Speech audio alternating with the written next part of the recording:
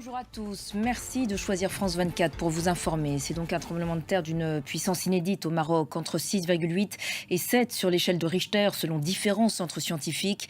Au moins 1037 morts. Et l'une de nos journalistes, Ségolène Malter, se trouvait à Marrakech hier soir quand la terre a tremblé. Écoutez à présent son témoignage. Deuil et consternation des Marocains bien au-delà des frontières nationales. La communauté vivante à l'étranger est elle aussi en état de choc. Certains n'ont toujours pas pu joindre leurs proches.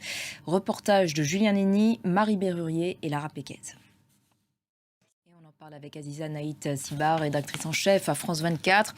Aziza, vous avez pu joindre des personnels de secours. Est-ce qu'ils vous ont décrit leurs conditions de travail? Où en est la situation à l'heure où l'on parle? Oui, absolument. Donc, j'ai parlé tout à l'heure au docteur Khalid Jamaldine. Merci beaucoup Aziza pour cet éclairage.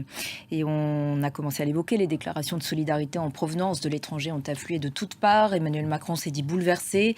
La France se tient prête à aider aux premiers secours, a-t-il ajouté. Même chose du côté de l'Italie, de la Chine ou encore de la Turquie, elle aussi endeuillée en février dernier par un séisme très meurtrier. Parmi les autres pays solidaires, l'Espagne. Écoutez à ce sujet les précisions de notre correspondante dans le pays, Céline Schmitt.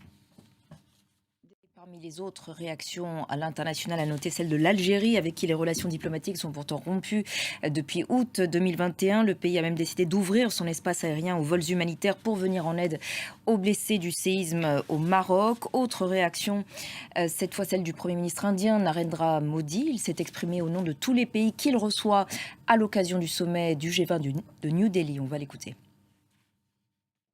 Narendra Modi qui s'exprimait donc depuis le sommet du G20 où une déclaration finale a été adoptée par consensus au premier jour de ce sommet. L'enceinte s'élargit à l'Union africaine. Dans le reste de l'actualité internationale, après 3 jours d'une cavale très médiatisée au Royaume-Uni, un ancien militaire britannique poursuivi pour infraction terroriste et soupçonné d'espionnage a été arrêté aujourd'hui à Londres.